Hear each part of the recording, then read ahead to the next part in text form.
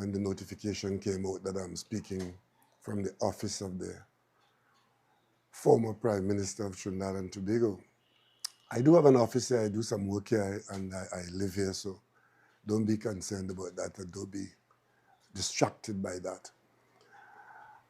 Today, I'm very happy that you all have come because I want this to be a conversation with the population of Trinidad and Tobago. So it's a media interaction with a difference.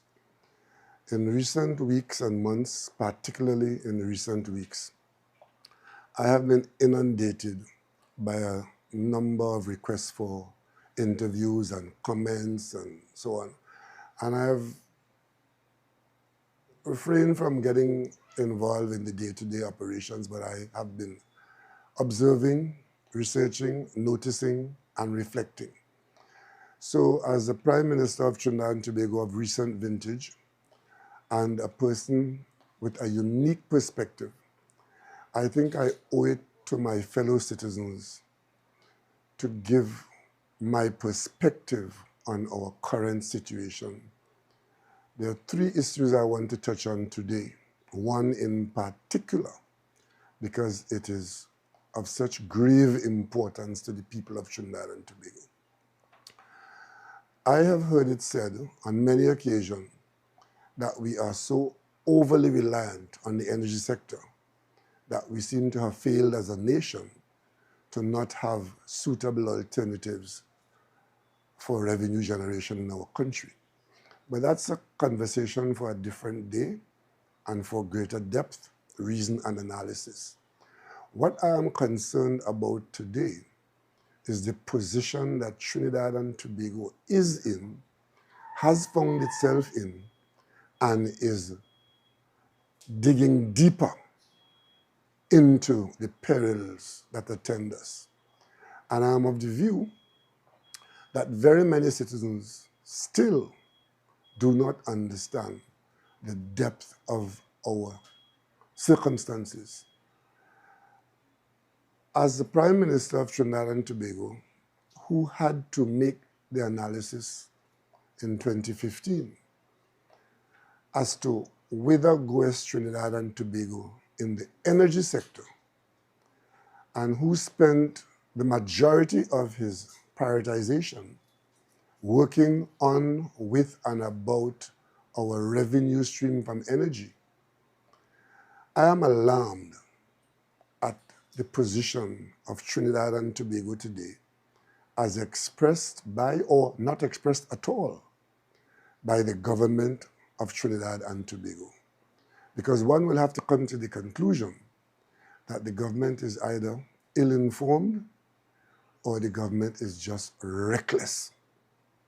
For example, when the government of Trinidad and Tobago, through the Prime Minister, says, we don't need Venezuelan gas, as a throwaway comment to try to explain her approach to governance in the context of our requirements and our vulnerabilities, that is a statement which has far-reaching consequences for the people of Trinidad and Tobago. As I speak to you today, Trinidad and Tobago has proven reserves of gas in the order of about approximately 10 to 12 trillion cubic feet of gas. The people who invest in that business require, for new investment, gas for comfortably 20 or 25 years, because the nature of the outlay of the investment is so large that if you don't have that amount of years of gas, it doesn't make sense to start a business that requires the kinds of volumes of gas that the Point Lisas type industries are. And add to that Atlantic LNG, which is just a processing of the gas from one form to another for transport. And thirdly, I want this country to know and to remember, as we boast, we are one of the few countries in the world where all our energy comes to us from natural gas. The electricity that we use from this bulb above your head to the street lights, to the manufacturing floor, to the big industries in the industrial estate, we are all using electricity from gas. So bear that in mind. So unless we find significant gas reserves in the coming years, bring them up to add to the proven gas reserves, we will be struggling to maintain even our current reduced levels of production and consequently revenues that go with it. So therefore, how did the government of Trinidad and Tobago, of the PNM, address this situation? One, we said we wanted to remain in the business of hydrocarbons. Oil, as it's being reduced, we're still in it. Gas, as is now our main supplier of revenue, but we are cognizant of the fact that we do not have a huge gas reserve anymore. We have moved down our daily consumption from 4.3 billion cubic feet per day to now we are down at 2.6 and possibly could be falling. The trend is downwards. And of course, most importantly, we can't look at the reserves and say that we have 10 trillion cubic feet so we can keep processing and manufacturing and selling LNG because we have 10 trillion cubic feet. What we have to say is that if that is the reserve, we have to stop manufacturing, stop selling LNG at a point well below 1 or 2 TCF of gas. Because if we use up most of this gas or all of it in the manufacturing petrochemical sector and the LNG sector or both, and then we have to stop because we don't have enough. And we use up what is there for our electricity generation, it would mean that a crisis will arise somewhere down the road, not too far away from now, where gas for electricity for Trinidad and Tobago will become the issue. Not gas for LNG or gas for petrochemicals. It will be gas for electricity. And to ensure that we do not get to that situation, we have to make sure that we leave enough reserves in our formations to keep supplying electricity, because electricity is our #1 priority at this time and in the future. Even as we say that we want to sell more as petrochemicals or we want to sell more as LNG. But if the circumstances turn out that we are not finding more gas to add to the reserves, to turn around our consumption, or even to maintain the low consumption or the lowered consumption, we always would want to know that we have gas for electricity. So don't believe that we can run down the reserves from 10 TCF to 8 to 7 to 6 to 2 and still have Point Lisas operating and still have Atlantic LNG operating. And that is why the PNM government, looking ahead for the future, medium to long term, saw that we had to look where gas is, not where gas might be only, as we are doing within our border, but where proven reserves exist. And that is what drew your government under the PNM to focus on 2 areas of gas that was available as proven reserves. 1, the Loran Manatee field, and 2, the Venezuelan-owned Dragon field. So those 2 things, whatever we did there, however we manage our affairs, getting gas from those 2 proven sources in the context of remaining in the business was the #1 priority of the government for this country's economic well-being. So we happen to have been in this situation at a time when outside of Trinidad and Tobago, there were forces acting in the geopolitical environment. In Washington, the amount of sanctions against Venezuela, the concern about Venezuela's friendship with countries outside of the hemisphere, namely Iran, Russia, and China, being a major concern for Washington, and the requirement for regime change to bring about good behavior in Venezuela happened to be at the same time that we are looking at our vulnerable future. I was the Prime Minister of Trinidad and Tobago in 2015 when this confluence came together. You had an American government. As far as we are concerned, America is a friendly nation. We have deep relationships with America, not just trade and diplomacy, but over 200,000 people in America claim Trinidad and Tobago as home, they and their children. And of course, we, as the government of Trinidad and Tobago, have to be mindful of ensuring that what made us a nation, what kept us safe, is preserved. And what kept us safe? What kept us safe was our subscribing to the principles, the fundamental principles of the UN Charter, which provides protection for small nations like ours and large nations. And the fundamental principle of that is that we do not subscribe to might is right, and power should be used against those who can't defend themselves. And in the UN Charter, you have the expectation that nations would not interfere in the business of other nations, will not threaten other nations, and will not intervene in the business of other nations, because that ruptures the peace. And in CARICOM, where we are a founding member and in fact a leader in CARICOM, we took our protection by writing in support and subscribing to the region being a zone of peace.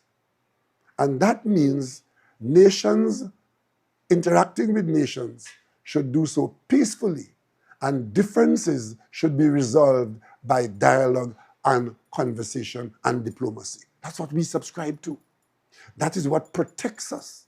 That is why when the United States mobilized Canada, surprisingly, and the European Union, and declared that they were unhappy with the government of Venezuela, and they determined that there should be regime change in Venezuela, the PNM government at the time saw a great potential calamity for the people of Trinidad and Tobago.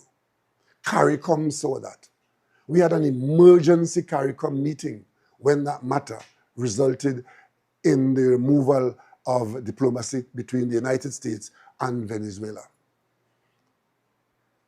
because we saw the trouble that that has for all of us. How did CARICOM respond to that situation? CARICOM resorted to its fundamental principle that our governments, our nations, subscribe to what we call the Errol Barrow principle. Friend of all, satellite of none. If we put ourselves in that situation, then we can talk to and treat with anybody who our sovereignty allows us to do that. That's our right. We defended that right. So when the European Union gave Maduro 8 days to leave office, and Canada took the position that time for talking done, and the United States took the position that regime change is the objective, we realized that there was a crisis. Trinidad and Tobago led in CARICOM on this issue. At the emergency meeting of CARICOM, where we spoke to Washington, we spoke to Caracas, we gave our advice to Caracas, we gave our advice to the United States. They knew where we stood, but CARICOM sent a delegation to New York to meet the Secretary General of the United Nations on this issue. That delegation comprised the Prime Minister of Trinidad and Tobago, the Prime Minister of Barbados, and the Prime Minister of St. Kitts Nevis. The three of us traveled to the office of the Secretary General. And it was to make one point. We want, in this dire situation, that the principles of the UN Charter apply to all of us. That's our protection, because we cannot defend ourselves. our population, our economy is in a situation if the United States and Europe and others, who might they be, decide to create in our neighborhood, in our region, armed conflict. Because what we saw was a Venezuelan nation that was prepared to defend its sovereignty from outsiders who were dictating to Venezuela who should be their government, who should manage their resources, and how it should proceed. As we did that, the Secretary General Gutierrez, spoke publicly to the world that the government of Venezuela is the Maduro government. Norway, South Africa, Mexico, and Uruguay joined the CARICOM in this requirement for protection and defense of the zone of peace. Uruguay organized a meeting in Montevideo. We all traveled to Montevideo, and we had serious confrontation with Europe as to what do you expect with any attempt at regime change in Venezuela. Why aren't you concerned about our interests in this matter? Europe backed away and backed down on their position. Canada backed away from time for talk done. Norway took the initiative to generate the conversation and the dialogue and the diplomacy.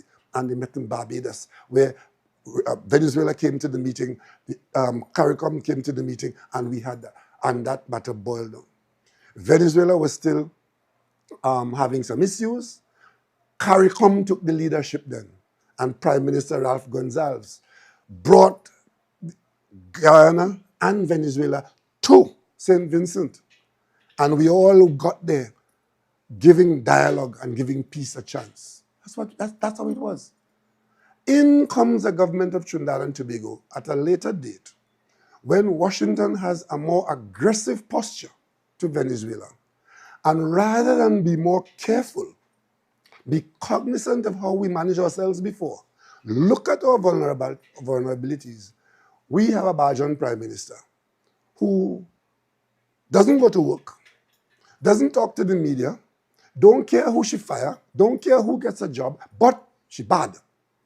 And America is going to break international law according to American analysis from American parliamentarians, senators, and congressmen. They are the ones arguing now about whether their country is following international law. We're listening to them. It's now 6 weeks that we have been in this situation where the United States representatives are making statements about what their government is doing because it does not make sense to them, and their determination is that these actions are illegal. But strangely enough, European countries are in fact taking the same position on the legality of what's happening in the Caribbean right now. And of course, you have a number of persons in the know taking that position. But of course, the Americans have made it quite clear. They are our friend, now we know that. They are our major trading partner.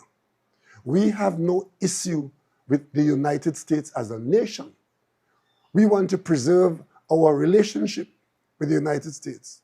But we don't have to accept every policy that the United States execute, especially in international geopolitics. And we have to put our interests first. So how did we do that? A government that comes out and says, borrowing a statement from abroad, we are putting Trinidad and Tobago first. And how did the government do that? By publicly announcing, not that the Americans asked for help, but we volunteered help to the United States military effort in the event that the United States military is engaged with Venezuela. Doesn't matter what for. It was cloaked in some comment about Guyana, but there was never any issue of Venezuela invading Guyana. That was a throwaway statement. But the gist of the statement was, in the event that the United States is military engaged with Venezuela, the Trinidad and Tobago stand with the United States.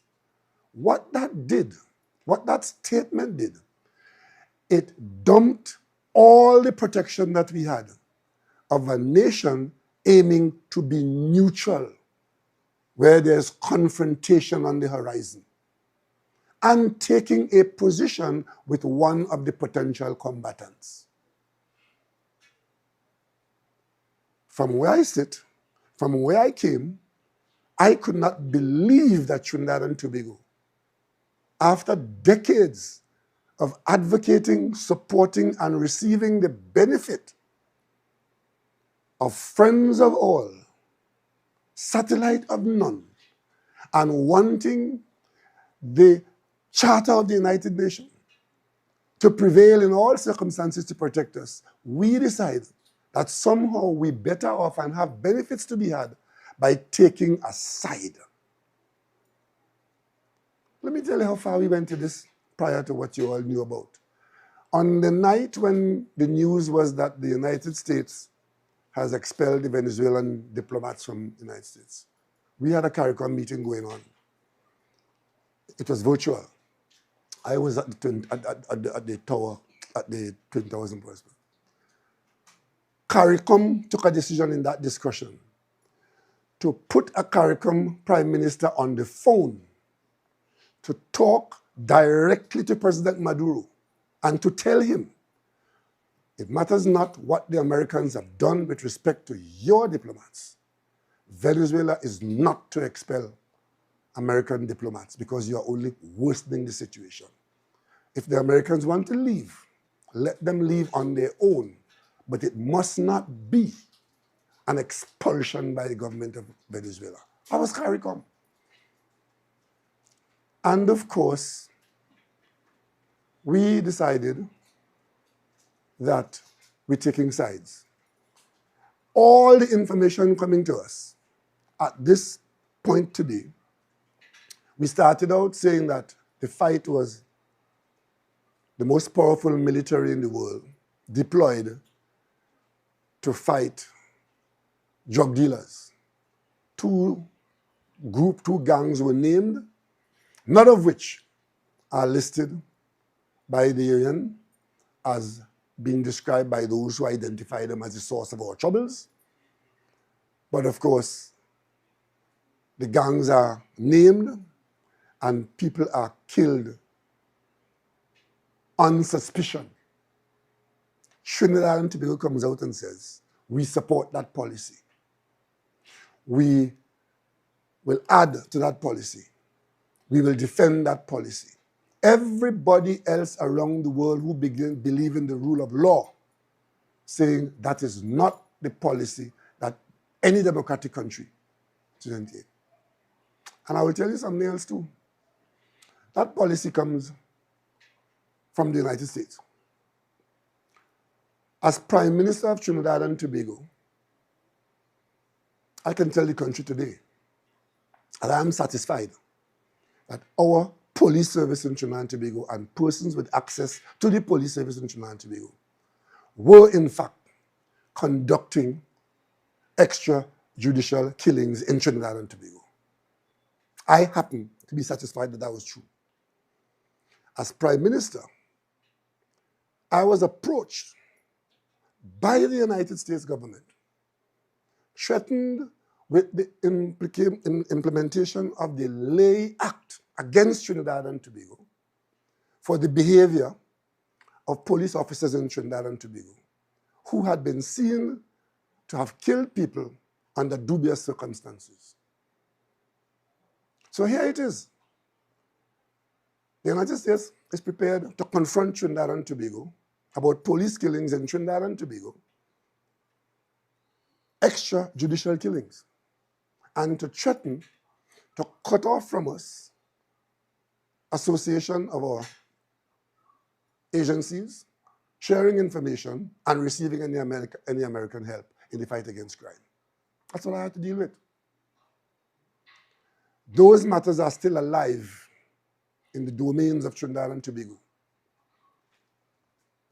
But how could you be interested in it in that way?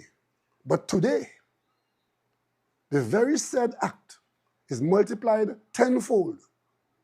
And my country is out there saying, go full speed ahead. Trinidad and Tobago is behind you.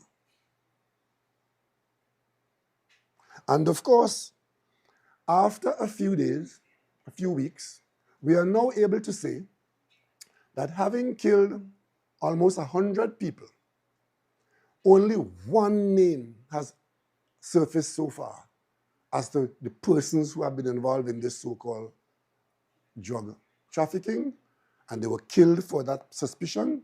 And the one name came into the public domain, not from those who are killing the suspects, but from the president of Colombia, who has identified a fisherman from Colombia, whose family identified a person who was killed and is today taking legal action against those who've killed him.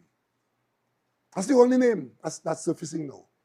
But more interestingly, while the Chief Secretary in Tobago is telling our fishermen, don't go further than 2 miles out in the ocean because something's happening out there that's dangerous to you, while here in Trinidad, our fishermen in the South Coast are afraid to go into the water, while anybody in the Caribbean in a pleasure craft is a target, possible target that could be wiped out, a minister of government in Trinidad and Tobago is able to say to the media that no citizen of Trinidad and Tobago has been involved in any of this matter. No fisherman of Trinidad and Tobago. How does he know that? How does this minister know that? We have got no names of anybody who've been killed out there by those who have killed them or by those who have provided the marsh to our government. Because I could tell you something. The government of Trinidad and Tobago needs to answer, the Prime Minister of Trinidad and Tobago needs to answer to the people of Trinidad and Tobago. And the question is this: what did you agree to do with the Americans with respect to this matter of regime change in Venezuela? Are you or were you aware that is the Americans' intention to attack Venezuela, to conduct military action in Venezuela? Because I've heard the president saying that he has cleared the CIA to act inside of Venezuela. Those of us who grew up in the 60s and the 70s and the 80s, we know what that means. Here in the Caribbean, we know the attempts by the CIA to do certain things in the Caribbean. We know it's all our history. But when the president says that, I want to ask the Prime Minister of Trinidad and Tobago, in the discussions that you've had with the American agencies, are you aware of what their intention is? And if you are you prepared to share that with the people of Trinidad and Tobago? Because 2 Fridays ago, something was happening that threw this country into turmoil. Absolute panic in Trinidad and Tobago because it was led to believe that an attack on Venezuela was imminent. The Prime Minister has nothing to say. She's in hiding under some rock somewhere or in a palace somewhere. But here it is. We are in turmoil over a potential military action, and the Prime Minister has nothing to say. The ministers, the less said, the better. And of course, every time we get something from the government is a doubling down on this situation, cloaked in what the Americans say it's cloaked in. Initially, it was cloaked in fighting drug dealers.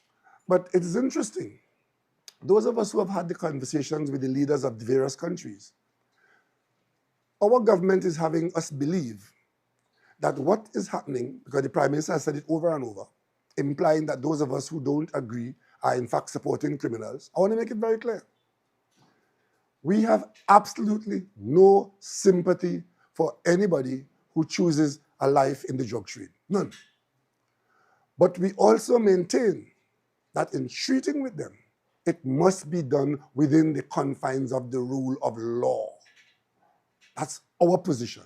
And that is not a corollary of we supporting drug trade and drug dealers. Right? And of course, we now see a situation where all the information available to the world, to us as members of the United Nations, on the drug trade, does not tell us that Venezuela is a major source of cocaine or a major transshipment point. And they've told us where those sources are and where the major transshipment is. And we do know for a fact that we do have effects in Trinidad and Tobago from the drug trade. Nobody's saying no. But that does not permit us to jettison the rule of law, nor encourage any other country so to do.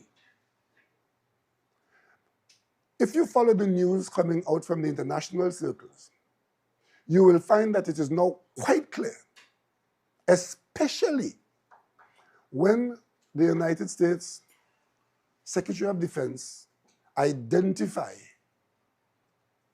an operation which involves the most powerful arms and ammunition and maybe the best trained military in the world in our backyard. What is it called? It's called Southern Spare, something like that. And that operation is on the way. I want to ask the government of Trinidad and Tobago, that is the backup to this. Did you know that this was to be the outcome of the decisions that you made with the United States? Did you make any decision with them? Did they share any information with you about this operation, which involves nuclear submarine, thousands of Marines, assault capacity for a threatened neighbor, aircraft of leading edge technology, and of course, most importantly, the use of Trinidad and Tobago as a staging ground for this operation?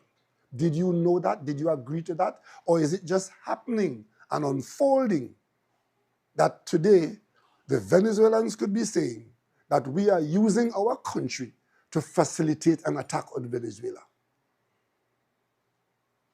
How come Venezuela was never able to say that when they openly called for regime change and gave Maduro 8 days to leave office? How come they were not able to say that?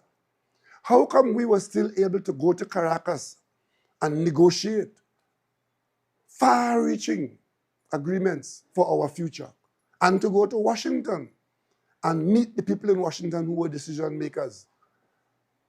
How come?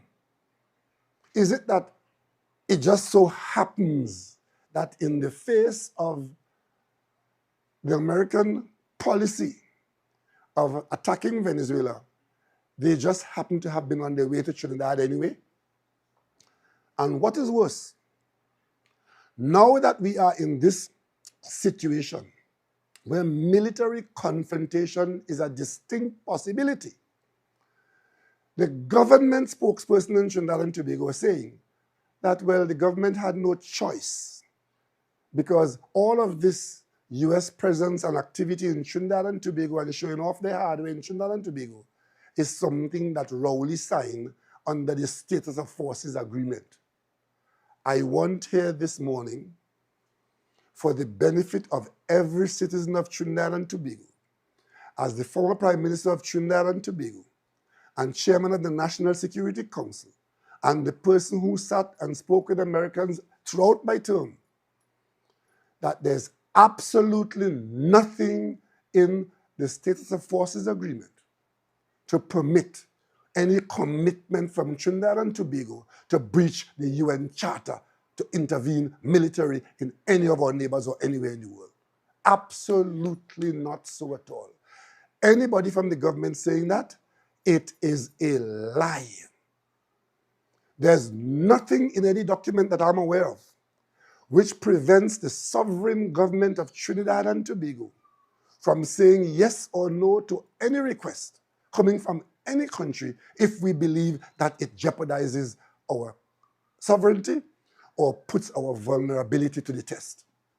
So let's get that very clear. If tomorrow there is a confrontation between Venezuela and the United States, and Trinidad and Tobago is seen to be a participant, big or small, it is entirely as a result of decisions taken and actions taken by the government of Trinidad and Tobago under the UNC, under the leadership of Kamla Persad-Bissessar. And I want to make that abundantly clear. Now let me take this population to our vulnerabilities. So we bad. We're going to war. We want to change the government in Venezuela. You're asking the Prime Minister of Trinidad and Tobago, Is Maduro the president of Venezuela? She wouldn't answer. That means she has another president.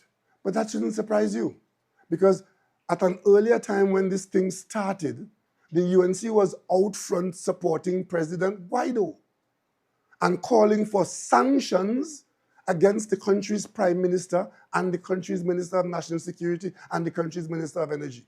The UNC was out front, lying on a state company, Paria, telling the Americans that Paria was providing fuel to Venezuela on the sly. The UNC was out there asking them to cancel the visas of government ministers of Trinidad and Tobago who were talking to Venezuela. So to not acknowledge the Venezuelan government, that is a fact as put there by the UNC in and out of government. But where does that put the people of Trinidad and Tobago? I told you a while ago that we are entirely dependent on gas for electricity. Well, let me go one step further. That gas that we are entirely dependent on, most of it comes from platforms offshore, just north of Venezuela, 60 miles out. That's where our platforms are. I am hoping that it does not come to this. I am hoping and praying that the United States military, the United States government, the United States Parliament stop short of generating a military confrontation through military physical action in our region, namely attacking Trinidad and Tobago's nearest neighbor, friendly neighbor. I am hoping it doesn't come to that.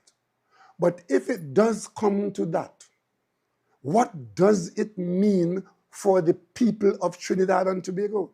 And the reason why I'm asking that question is because that is the question that should have been asked by the government in the first place. Before you decide to play Sancho Panza to Don Quixote, you have to figure out, where could that lead us? Well, some people believe that it leads us to get gas from Venezuela if there's a new government in Venezuela, and if that government is controlled by the Americans, we'll then get all our OFAC license and we'll get access to the gas field and so on and so on. That might be so. But for that to happen, there has to be an outcome from the military effort. Either that the show of force and the presence of Trinidad and Tobago as a staging, jumping off point, and all of that will frighten the Venezuelan government, and the government will run from Venezuela. That is what some people think. I saw persons abroad in authority saying Maduro's day is numbered because partly they'll pull a string or they'll give an order and Maduro will leave. I don't know that that is what the outcome is guaranteed to be. On the other hand, if Venezuela is attacked, Trinidad and Tobago has made itself a combatant in this matter. Look into today's papers. You see the complaint from Venezuela accusing Trinidad and Tobago of facilitating an attack on its territory. You see the Prime Minister doubling down on offering Trinidad and Tobago to facilitate this. Not staying in our lane under the UN Charter, under the CARICOM position of zone of peace. No, as a matter of fact, she has dismissed the whole concept of a zone of peace under the guise that we have crime in our country. There are other Caribbean countries that have crime equal to and more than Trinidad and Tobago, but they are rooted in the zone of peace, because zone of peace is about country to country. It's not about gangs inside your country and who invade home and who murder who wife. That's not at all. It's either a comprehensive misunderstanding of the whole concept of zone of peace, or you're playing smart with foolishness. The Prime Minister of Trinidad and Tobago has been reckless in taking that position of dismissing our decades-old position of preserving our region as a zone of peace, where we object to nuclear weapons passing through, so nuclear rods passing through to go to the reprocessing. We object to that because we said we don't want to be part of the nuclear age because we cannot protect ourselves from accidents or from violence involving nuclear. So come back to the gas. Here you had a government making huge headway in getting access from Venezuelan gas, 17 kilometers from our hibiscus platform. First time ever Venezuela agreed to sell its gas in that way. Getting our manatee operations through Shell, where Venezuela agreed to cancel the unitization approach of 15 years and allow Trinidad and Tobago, with Shell as the operator, to go into the Loran Manatee field and extract our manatee 27%. A government, a PM government, that got agreement from Venezuela to let BP go to Coquina, Mannequin. That's what the PM government had in place. The UNC comes in and puts this in place for you. Let me tell you what's in place now.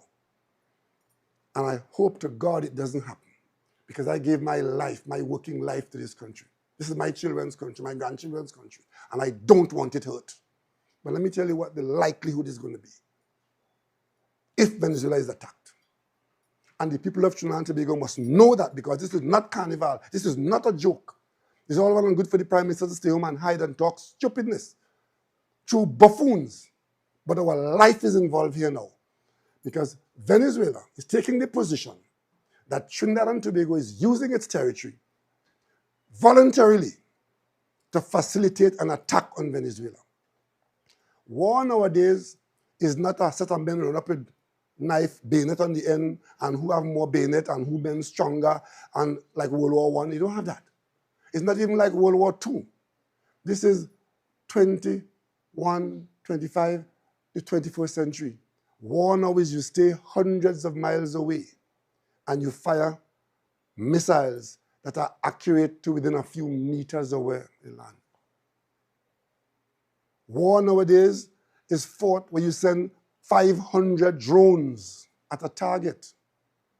And I see in Europe, civilian targets are fair game. That's our world today. We are dependent on gas from platforms 60 miles out there. We don't have a navy that could protect us. We don't have a coast guard that could even stand out there to be present to hail anybody who's coming at us. That's a vulnerability of the worst kind. And if that becomes part of the proceedings, not by missiles being fired at us, not by bombs being fired at us, but just by a credible threat to those platforms, Trinidad and Tobago is now in a current against which we cannot swim. Because if a threat like that comes to us, a credible threat, that those platforms are in fact legitimate targets, those international companies will do one thing. They'll remove their staff from the platform. And once the staff comes off the platform, most of those platforms are manned. Once they come off the platform, it shuts down the gas supply to Trinidad and Tobago. And that shuts down Point Lisas. It shuts down the Atlantic LNG plant. And it shuts down every factory in Trinidad and Tobago, because it would have shut down Tiantec.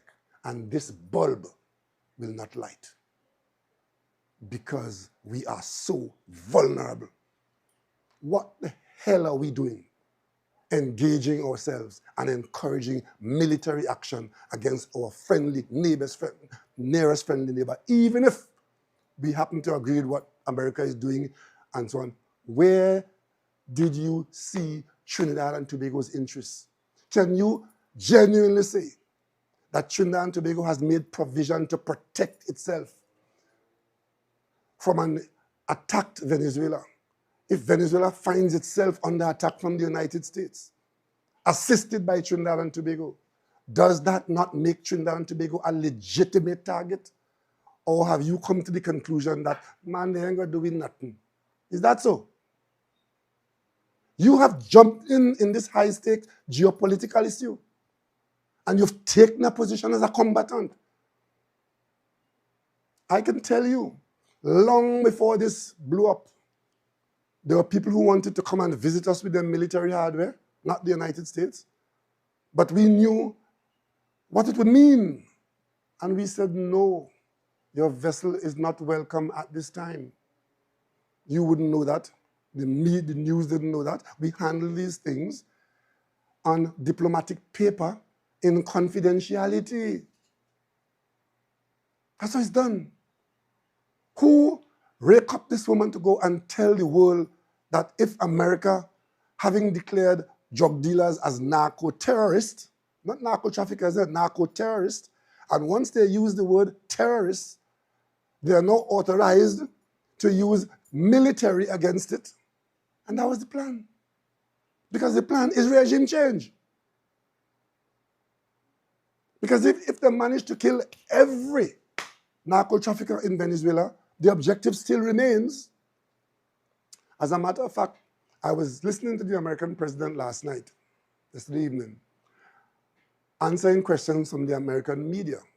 And they raised this same issue about their military being out there on the verge of military action against Venezuela for narco-trafficking. And they pointed out that, you know, it may be that the hammer to kill the fly is not selling.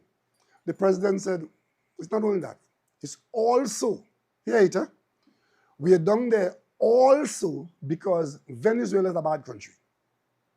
They opened their jails and their mental institutions and sent 25 million people, mad people and criminals, to America.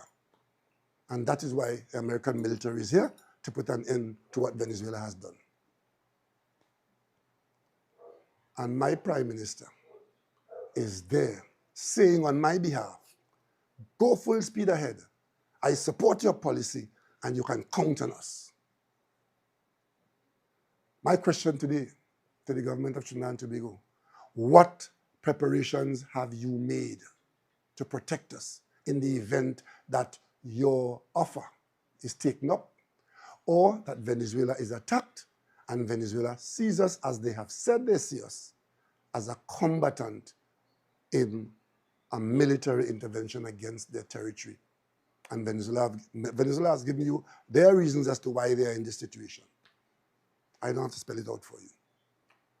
The government of Trinidad and Tobago has a lot of questions to answer to the people of Trinidad and Tobago because we are at risk. We are at grave risk. And it's not even that, you know. It's not even that. What protection do we have from a cyber attack? Who's going to protect us? Is it that we have now lain down prostrate in front of somebody and say, we surrender to you, protect us from all evil? That is our foreign policy? That America will protect us from all these possibilities? Do we, as a government, as a people, genuinely believe that those platforms out there, that the Americans will remain there with their submarine and their aircraft carrier and their planes and their helicopters to protect us from Venezuela for the next month, the next year? Because these things have a way of going on for years. Because when I went to the UN, when regime change had 8 days to go, that was 2018. Takes years. Governments come and governments go in America and in Trinidad and Tobago. What should guide us is what has happened outside of the zone of peace of the Caribbean. See how wars have been fought out there. See how wars are being fought out there. And see what the possibility, in the event of a conflagration here, what is in the making. Our Prime Minister must be the only person in the world, led by her group, that the people elected, that I accept as the government of Trinidad and Tobago, who believe that all of this danger that we have been put in has something to do with fighting drugs, fighting drug dealers. Because if that is the case, an end might be in sight. An end is in sight. You think you bring the most powerful war machine ever in the history of mankind, the Gerald Ford. You think you bring that to a theater for show? or because somebody sell a cartoon of drugs and saying that, well, what we were doing has failed. It's the same thing saying we were following law and law has failed. So now we must use lawlessness. That's what they're saying. That's what our prime minister is saying. They have said that what we were doing before, you know, they're trying to give you the impression that it is something that they have done, that's something that's happening, where we have American servicemen in Trinidad and Tobago, you know, training with our. That has always been in place. Always been in place. As a matter of fact, Southcom, which is the United States headquarters for military action and activity in the Southern Hemisphere, is based in Miami. We have an officer stationed there. We change people there all the time. The training, the polygraphing, the sharing of information between the SSA, and we have that in place. You may recall one of the largest drug hauls happened off the coast of Portugal a few years ago. The shipment was loaded here in Carenage. And Trinidad and Tobago authorities, we, in conjunction with our European partners in the United States, we watched it all the way across the Atlantic in the international ocean until it got into the territorial waters of a European nation, and the ship was arrested there, and the traffickers were arrested out there. The US Coast Guard, in collaboration with Caribbean nations, Coast Guard and other military, we share information with the Dutch, the French, the Germans, and the Canadians and the Americans. We're all in this together fighting those who will poison our population. It was never a question of who have more might, declare war on who they believe they don't like. It was never that. Trinidad and Tobago has sold its pig in a bad market. And right now, we are just hoping for the best. And today, I call on the Prime Minister of Trinidad and Tobago to come before the country, tell us what you have done, tell us what you have agreed to, tell us why you have abandoned what has worked, and tell us what protection you have in place for the people of Trinidad and Tobago in the event that there is physical confrontation between Venezuela and the United States. And as a citizen I'm a lifelong member of the PM, a party formed by Eric Williams in Trinidad and Tobago. I take the position that we are friends of all and satellite of none. To have made our nation a vassal state in this situation is absolutely unacceptable to me, and I expect it will be unacceptable to the PNM and all right-thinking citizens of Trinidad and Tobago. I hope for the best. But this is not the time to have an absentee prime minister sending you tweets of nonsense and lies, and ministers. The Attorney General had a press conference last week, giving the impression that he understands what is going on. And he knows that something is going to happen, but he's not saying. What does he know that he's not sharing with you? And why the Attorney General is the spokesperson for this situation? This is a matter for the Prime Minister of Trinidad and Tobago. Nobody else. Nobody else. And if the Prime Minister finds that it is too prickly or too hot to handle, that should tell you all how deep in trouble we are, because it can only get worse. It didn't have to be this. Trinidad and Tobago had a protected position, and the UNC gave it up for something else. What that something else is, we don't know. Because if it never comes to regime change, what the outcome would be is that we would have created enmity in Venezuela which threatens everything that we had in place to give us a future in the hydrocarbon business. That is that. If it comes to military action, what happens to us is as a result of what the Venezuelans do in response to the attack on them. Trinidad and Tobago is a tiny Caribbean nation in comparison to Cuba and Haiti and Santo Domingo and Jamaica. We are tiny. We are an island in the mouth of the Orinoco River. The Orinoco River runs out of Venezuela to us. We are surrounded by Venezuela land and sea. And if that is our position, it is even worse, where our lifeline, our heartbeat is out there in the ocean, exposed not only to nature, but to a nation that believes that we are encouraging an attack on their territory, or that we have done so, and in the event of a confrontation, they will see us as a combatant. And that remains with the UNC. Today, as a former Prime Minister, I call on the Prime Minister of Trinidad and Tobago to cease and desist from exposing the future of our children and our grandchildren. I'm in a unique position. I'll tell you why. As Prime Minister of Trinidad and Tobago, this issue came to me early in my tenure.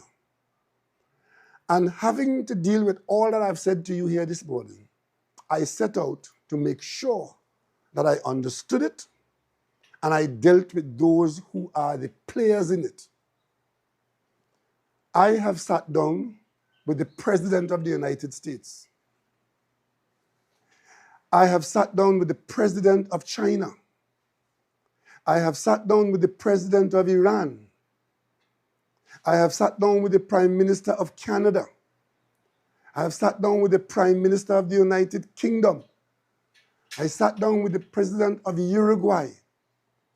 And I maintain a foreign policy where my minister, Minister Brown and Minister Moses, have carried a lot of it.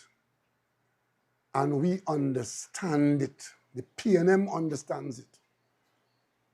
And that is why today, when I see neophytes playing Bajan and putting Trinidad and Tobago at risk, I ask myself, who have they interacted with? What have they read? What do they understand of this situation other than what they might have heard on the news? So we just jumping along, hoping that if rain falls, we'll walk through the raindrops. That's where we are right now. The government of Trinidad and Tobago has given up all our protection and has taken a position of military outcome that is dangerous to Trinidad and Tobago, dangerous beyond comprehension. That is the issue in front of us today. And that is what should be the narrative of this country today. That is what should be the conversation in this country today, whether go against Trinidad and Tobago in the event that Washington decides to attack Venezuela. Because Trinidad and Tobago has played a role already and put itself in a position in that matter, and it's not a good position. The second thing I want to mention very briefly, I want to alert the population to what is likely to happen. I see the government talking about reopening the refinery. We will be very happy if the refinery is reopened because we all want it to be reopened in operation. But as they speak about reopening the refinery, the conversation is very hush-hush. Nobody has said to us that they found somebody with a supply of crude.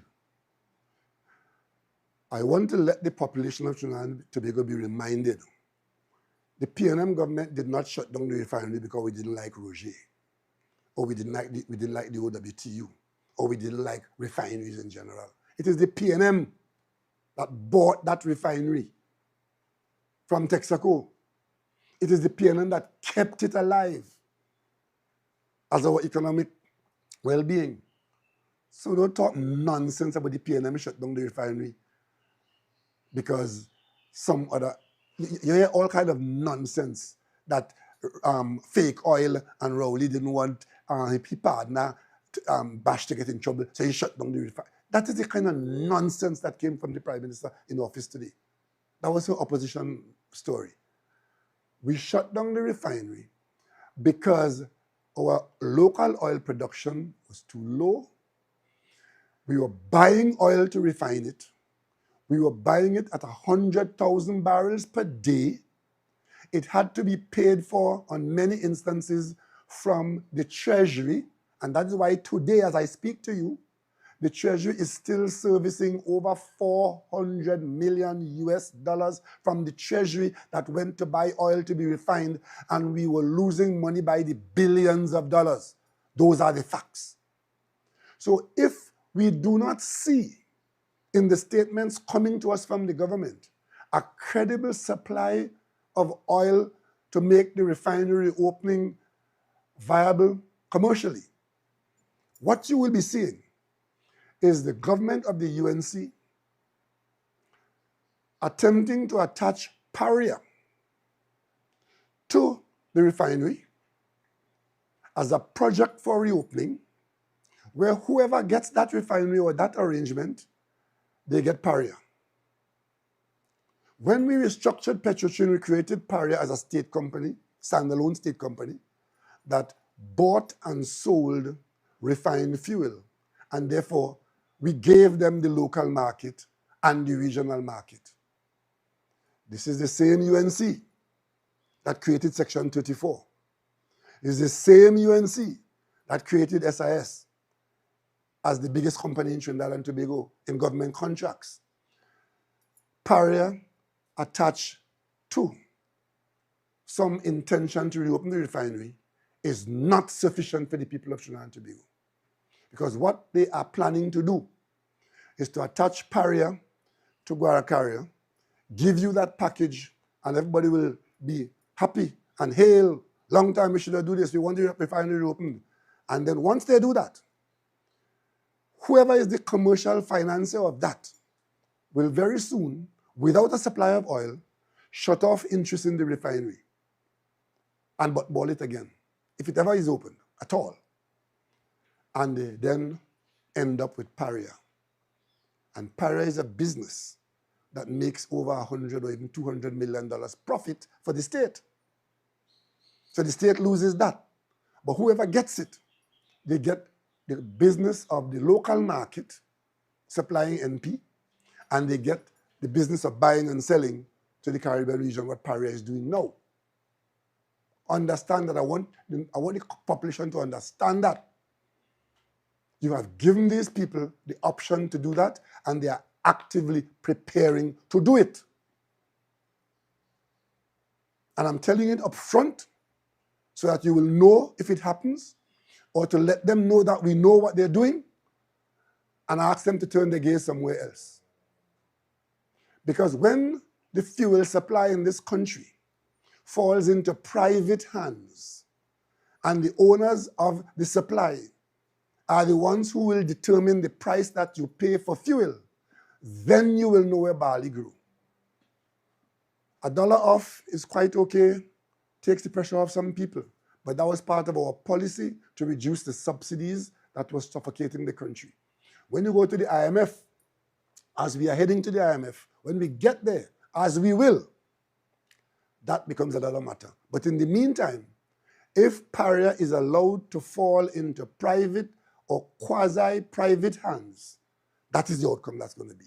And the last point I want to make is on the question of the government's silence on what is happening at FCB.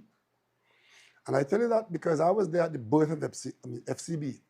FCB is one of the children of the PNM, created as a bank when other attempts at banking had failed. FCB was created by the PNM on a morning when NCB and Workers' Bank failed, and the government had to intervene. And we took Workers' Bank, we took NCB, and we took the Penny Bank money, and we created FCB. FCB has now become one of the outstanding successes in the public sector, in the state enterprise sector, and in Trinidad and Tobago. The one statement that has come from the government so far relating to FCB is that they've appointed a chairman who they've also appointed as chairman of UDCOT. And he made a statement that in the face of some explosion in contracting that is to come, where we're going to build Dubai in Trinidad, that FCB and UDCOT will be the operating agencies and would fund this. I want to caution the country. I'm a geologist, if you will remember that, right? And in geology, there's a principle called uniformitarianism. It's a big word, but it's very simple. It means if something happened before, it is likely to happen again. The UNC came into office and they sold the first set of shares at FCB, at IPO. Total scandal, total fiasco, resulting in a member of parliament having to resign from the parliament in the Senate. Shareholding that was blocked for the workers end up in the pocket of one individual. And the chairman was forced out in a public meeting, AGM of FCB. That is the UNC's record on FCB. Today, you're hearing from the government that FCB is to be the funder of this fancy. The shares of FCB has fallen from $42 to $31. You would have seen Anthony Wilson had a very brilliant article the other day in The Guardian, I think it was, on this issue. And that is an issue that must attract the attention of the government, because the government retains the majority shareholding, express an intention to sell more shares in FCB, and the shares are so collapsed as a result of some misbehavior of the government, where they try to fire the leadership. But more importantly, who is driving down the shares of FCB when the bank's performance does not warrant that? I'm asking that question today. And I'm asking the government to tell the population, people who have bought shares in FCB, who see their worth plummeting, and the government offering to sell more shares. Question: will the government sell those shares when the market has so devalued the asset? And what is the government doing to return confidence to the people of this country, the investing population, who would want their shares to return and to improve? The investing population, who would know that if FCB and UDCOT is to play this conflicted role in that program that they put out the other day, that if you are a shareholder, you are concerned about the shares you bought in FCB.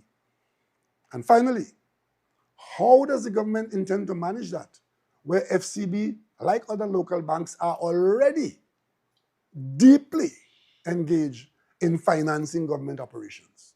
These are the issues in Trinidad and Tobago that are not being dealt with.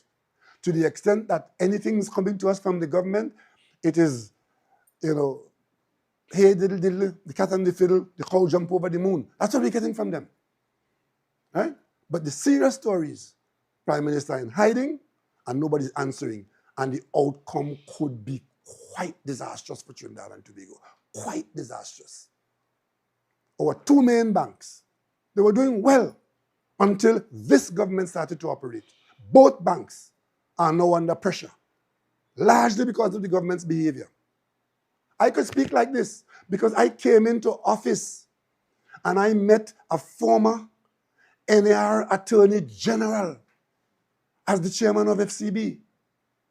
And we reappointed him over and over, and he did yeoman service, and he kept that confidence in that bank, and the bank grew and grew and grew under his stewardship, because we were quite happy.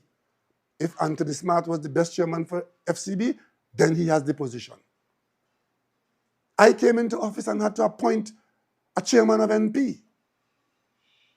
And I appointed a chairman who was a UNC member of parliament. And he served without fuss and without more, running MP until last election day, when every chairman was threatened, get out, get out, get out. And today, we have in government, clearly, people who are putting our well-being at risk. That's what it is. The last thing I want to say is this. I am a citizen of Trinidad and Tobago. I was Prime Minister of Trinidad and Tobago. I retired from the office and the post of Prime Minister. I have not retired from being a citizen of Trinidad and Tobago, and I have not retired from public discourse. I would love to have done so, but I have not done so. If you have a few questions, I'll take a few questions now. Dr. Rowley, just reading an article from Reuters, which is being carried in by other international media outlets. President Trump said on Sunday that the United States may open talks.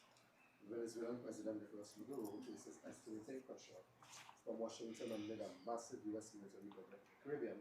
And there's a quote from President Trump. The quote is, we may be having some discussions with Maduro, and we'll see how that turns out. That is what President Trump, the reporters having said. And he says that they, I guess the Maduro regime or Maduro government, would like to talk. Any response? Well, if it turns out that the difficulties are settled by talks, I would be the happiest person, and it would be the best thing for Trinidad and Tobago. That is what the zone of peace says. That if there are difficulties of any kind, that you deal with it by dialogue. Okay? But I just want to tell you, the source that you're quoting there, the statement that you're quoting there,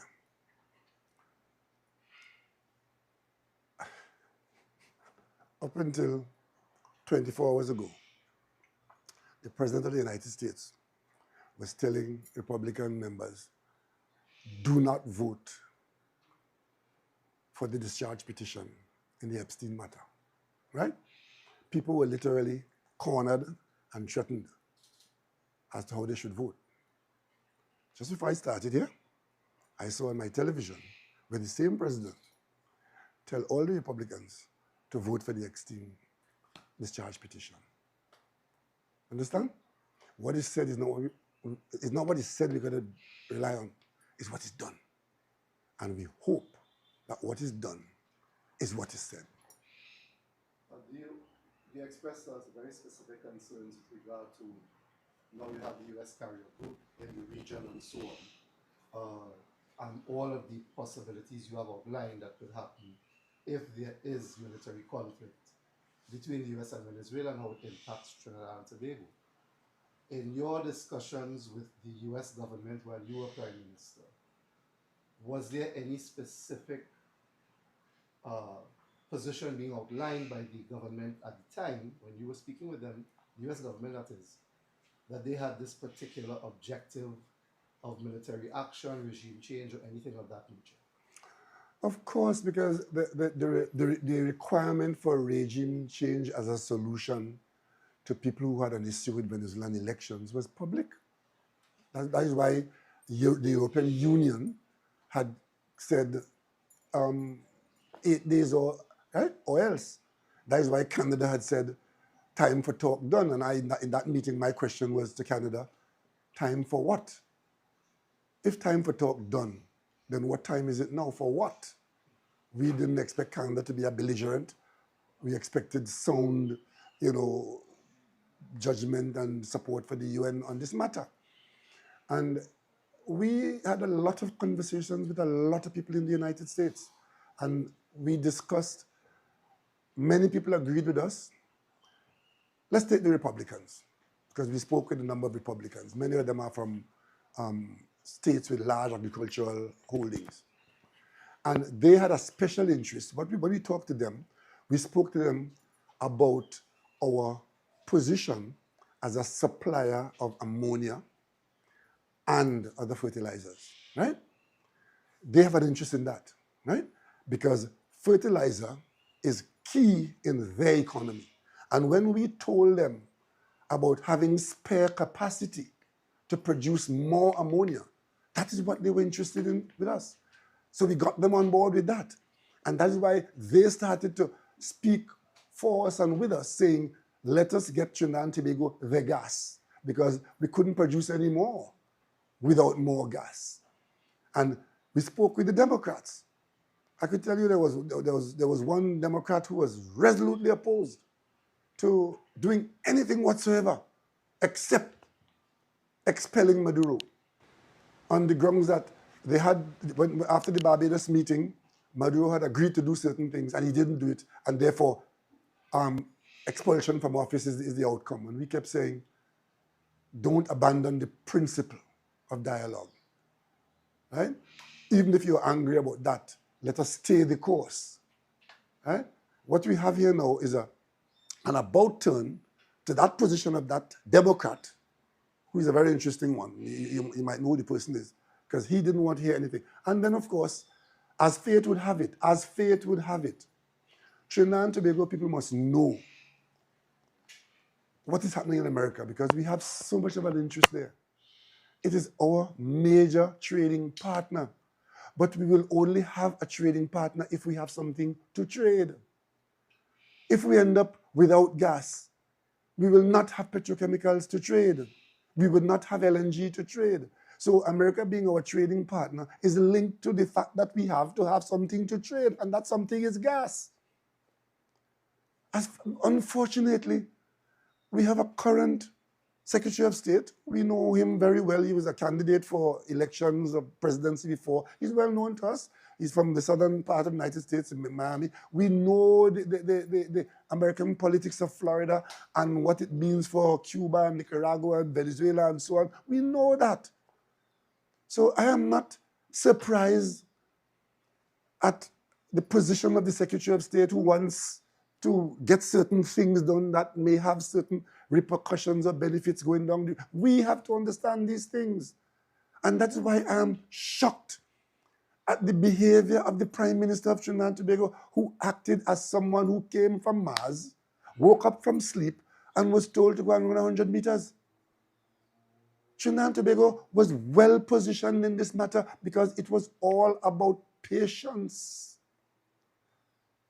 We, in fact, had access to the Speaker of the House. We had access to chairmen of committees, foreign committees, national security committees. As a matter of fact, when we closed this country for COVID in March of 2020, a few days later, had we not closed the country and COVID, a delegation, bipartisan delegation, was due to arrive in Trinidad and Tobago to spend 4 days. That had to be cancelled because we were closing our borders for COVID. So we've been there. But when we sat down to talk to the president of China, we understand China's position vis-a-vis Venezuela. Venezuela is not a little Caribbean island. Venezuela is a country with 30 million people and very powerful friends. That is not a situation we say we can just overrun you and take over your oil and give it to Trinidad and Tobago. Who can you sell that to?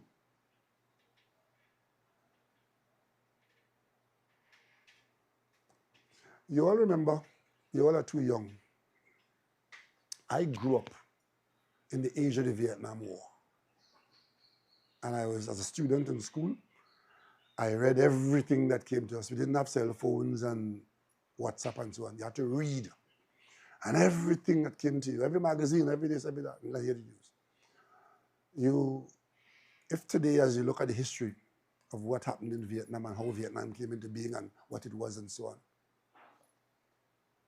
you must, when you go home, go and read about that incident called the Gulf of Tonkin. Something happened in the Gulf of Tonkin. And as a result, we ended up with Vietnam. Millions of lives were lost as a result of an incident. Suppose there's an incident in the Caribbean Ocean now, in the Caribbean Sea or around us now, an incident. We have to learn from history. Right? You ever heard of something called a false flag? We are at that stage now where that's the kind of thing that you have to look out for. Who said what, who did what, and what are the consequences? How do you respond to it? As a Prime Minister of Trinidad and Tobago, we don't have the luxury of abandoning our neutrality. That's a singular point I want to make. And the UNC and the Prime Minister of the UNC, they have sacrificed our neutrality in matters of this nature. And they put us in a very, very vulnerable position. So vulnerable that if it comes to a shooting war off our coast, we are defenseless. And our economy is defenseless. Dr. Rowley, you spoke about what you said was not in the Armed Forces Agreement with the US that would have been signed or, I guess, renewed under your administration. Are you able to say anything about what would have been agreed to at that point in time? It's a cooperation agreement. And our teams, the US military, Trinidad and Tobago military, we cooperate to be the best to serve our populations. It had nothing to do with fighting anybody else. Dr. Rowley, Doris Polo, Guardian Media, you said that nothing in the SOFA agreement would have permitted Trinidad and Tobago participating in regime change in Venezuela To or not say no to it. Right. But does it facilitate troops coming here and establishing a military base? We have made no provision for any military base in Trinidad and Tobago as I'm aware of. And troops coming here without a military base, American servicemen have been coming here on a regular basis, treating. You may recall, during COVID, that one of the American, when vaccines couldn't be had, we couldn't buy a vaccine. The first vaccines that came into this country from AstraZeneca, I think Pfizer, they were Pfizer vaccines that were available in America. We couldn't get any. And some Pfizer vaccines came to this country and they were given to the Defense Force. A UNC spokesperson went out and said that I had taken it and my family got it and the PNM, the usual bacchanal story. But those vaccines came in from a US department, military, and they were for the purpose of their colleagues in the Defense Force. That is the nature of the relationship that existed between us and exists between us and the military of our major trading partner. And I trust that it will remain that way.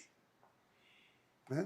So American forces coming here is nothing new. But if at the time when America is threatening to invade Venezuela and to destroy Venezuela, the Americans ask us to do certain things, it falls within our sovereignty to say that is not in our interest and decline that. And the Americans would have understood it. But do you think that given what has happened with this situation with the military operations and American troops in here and so on, do you think, looking back on it, we should have been more cautious? Because at the time that we signed the agreement, the last signing of the agreement in December 2024, there was the tensions between America and Venezuela were very much alive. In fact, that was the problem we were facing with getting the Dragon deal executed. So that to have taken the position then, as you did in a press conference, and say that it has nothing to do with the conflict with Venezuela, was that not a very sort of naive position to take, given what was unfolding? No, because at the time? status of forces is not, one, it does not prevent the government of Trinidad and Tobago from exercising its full sovereignty. Secondly, the content of what is to be done to satisfy the status of forces has nothing to do with whether America wants a base in Trinidad and Tobago or any commitment so to supply. That was when that story came up in 2024. I was very clear. I seem to recall speaking to the media on it, that you are misrepresenting something. Yes, we have so far. We've renewed it because it's worth renewing. It goes back to 2007, I think it was, right?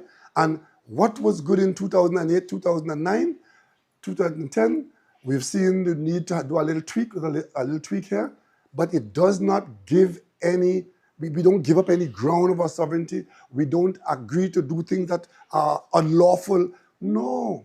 So when that was being said, that this sofa is for an American base in Trinidad and Tobago, we had to correct it. But it was said that the agreement was updated to align with new security needs. Well, what are the new security needs? At the same time, we were looking to the Americans for some specific equipment, right? And specific training. I personally led a group here to the United States to get their cyber people, to know our cyber people, and to build up our cyber capacity because we were virtually naked. And in doing that, there is a benefit for Trinidad and Tobago and a benefit for the United States.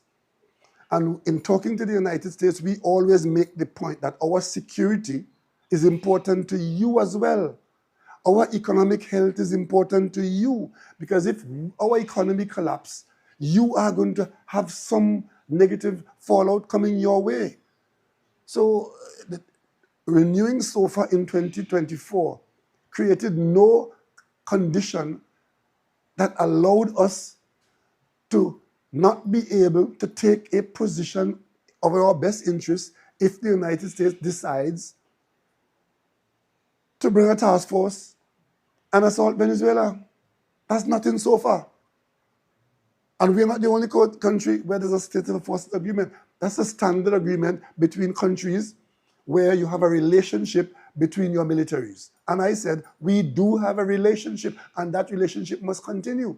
But that does not allow the government to go out there and drink bush tea and don't know the taste. Nobody could tell us that this happened. The American policy position that is happening now is as a result of having got a status of forces agreement with Trinidad and Tobago. If that is so, how then did they take that position in 2018? For regime change and regime change now. How come? It was done then when SOFA was in place. And at the time, the point you need to, Maria, when we signed that agreement, show me where Venezuela said, as a result of the oil signing a SOFA with America, we now feel threatened and we are going to do this and we're going to do that. Tell me, did Venezuela react in that way? No, because Venezuela understood what SOFA is and did not feel any fear that Trinidad and Tobago was being facilitatory of an assault on Venezuela. And that's the way you have the understanding of it. If it was, in fact, a clear encouragement to the United States to use Trinidad and Tobago, then Venezuela would have objected. I am not aware that there was anything from Venezuela in response to our signing of the SOFA in 2024, because it was not meant to facilitate military action against Venezuela. So that is not part of the conversation now. People are trying to use it to explain what they have done, and I am objecting to that. Okay? Dr. Rowley, just wondering, when you speak as former Prime Minister, as you said you're not retired as a citizen. I'm not only former Prime Minister.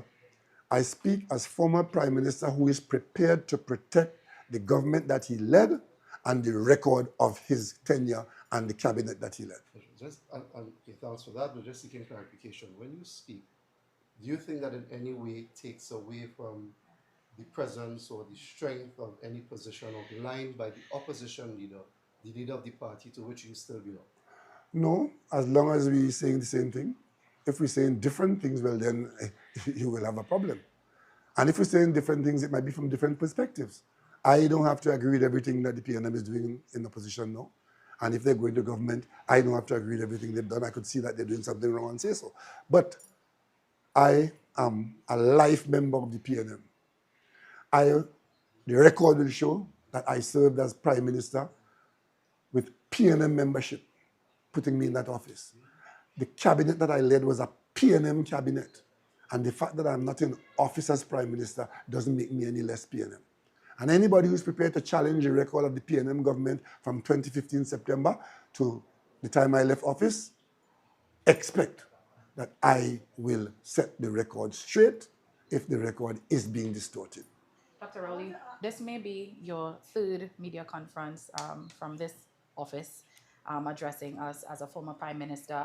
I wonder, to piggyback off of Drill's question, why not have this conversation via the office, the actual office of the opposition, or from the People's National Movement Balize House? Because I don't want to operate as a functionary of the party at Balize House or as an office holder. I want to operate separate and apart from, and it just so happens that I have the same issues that they have in the opposition, except that I am responsible for that cabinet that you're talking about. And I hope and I expect, and I've seen ministers of my cabinet taking issue, defending the stewardship of the cabinet or raising issues pertinent to how the cabinet functioned in public interest when we work together. Right? So that's how it goes. So I don't want to be influenced by, I'm not an echo chamber for the opposition members, right? Because I don't want to put myself in that position where everything they do, I have to agree with. Because a lot of what they have done, I may not agree with in matters of party. But that's for another day. Could I just get back to SOFA? The fact is that SOFA mentioned narcotics and organized crime, transatlantic organized crime. And therefore, that is the language that the US government is using, as well as our own government, to allow them to be operating in this sphere. There's no real, I understand what you're saying. I'm There's saying, no language that says that in your fight or your cooperation with states in the question of narcotics trafficking or human trafficking, that you are allowed to operate lawlessly. There's no language that says that. It might have been their intention to use it as cover for what they want to do, because I told you early on in this conversation that their objective is regime change. yeah, but didn't you not see that that could be used as a pretext But for we are not, what they wanted to we do? are not, we cannot and we should not resile from cooperating with the United States in the fight against drug trafficking.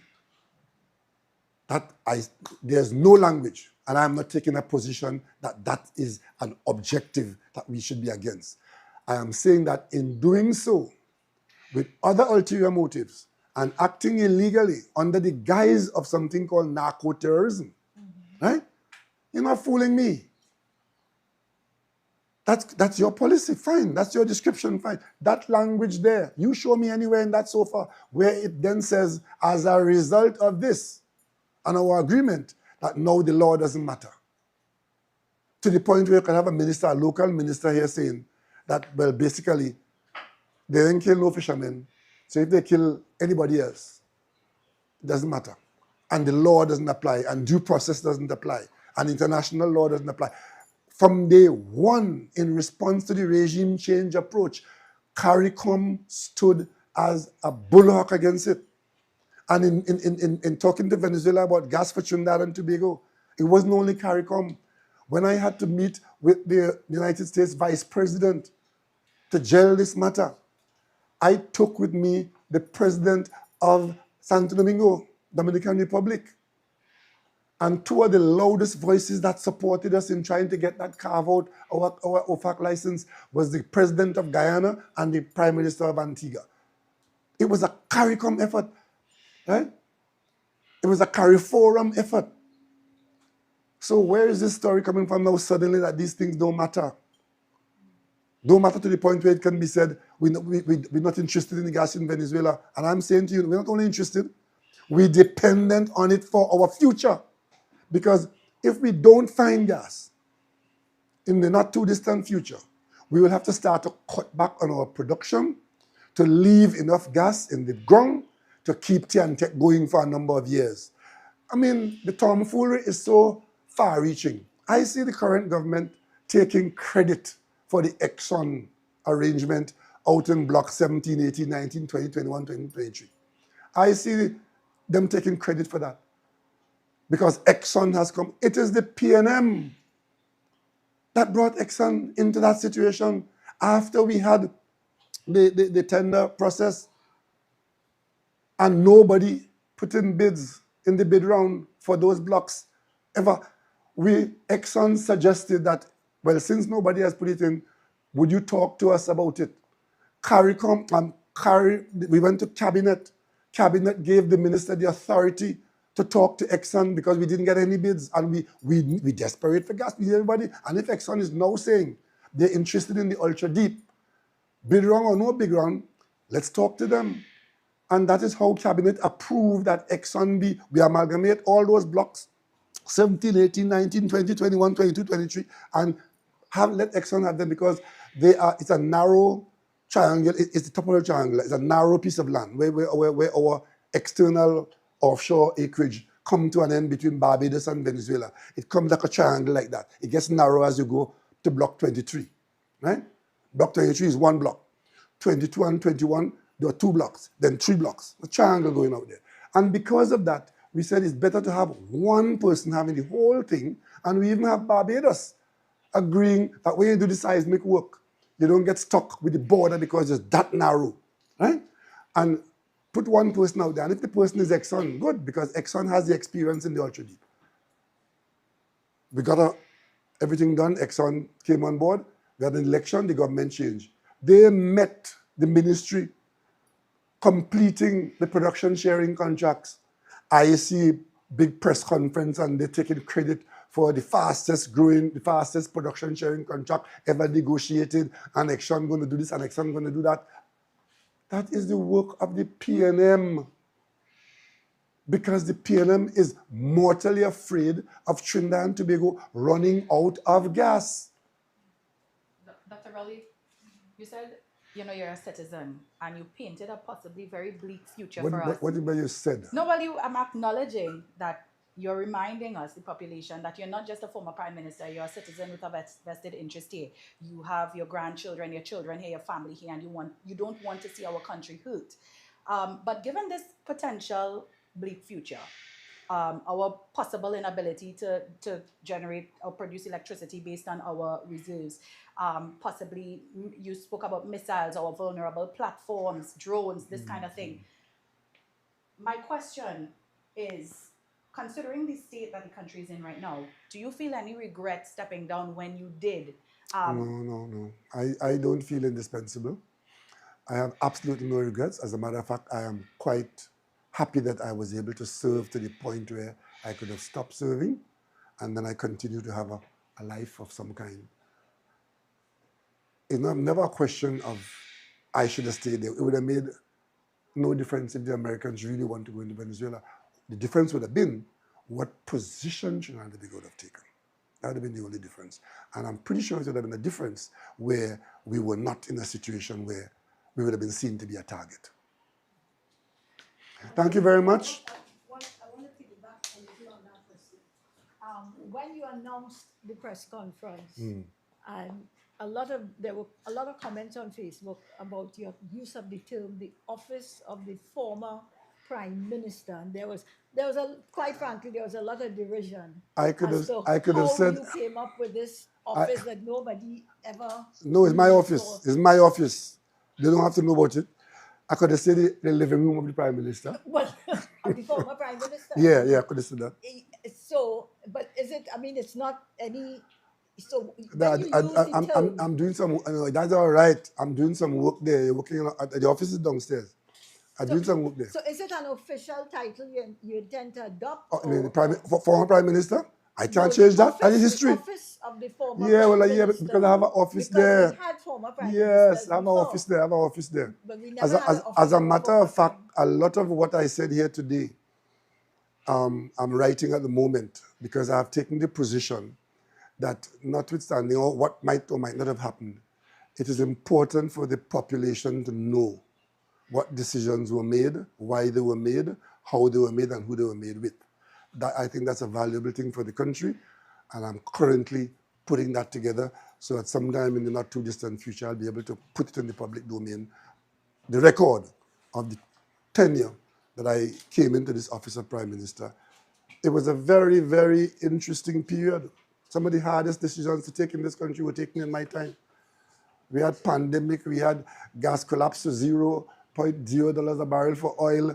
We had to restructure LNG. We had to keep every public servant in the job, right? We had COVID, so I think I owe it to the citizens of this country. I might not owe it to those who think that they know everything already and that maybe I should just go and jump over a cliff. But I think there are enough people, and I could tell you, a lot of people reach out to me asking for answers to questions that I'm choosing not to answer in the public domain. But I think if I put it on paper, they can find the answer there and they can understand what has happened. That's how history works for you. I read Dr. Williams's work. I read analyses of what happened with George Chambers. I was there with Basdeo Pandey. I was there with A.N.R. Robinson. So I think we have to behave a little differently and benefit from that. And nobody is going to prevent me from having a say in this country if I choose to have one.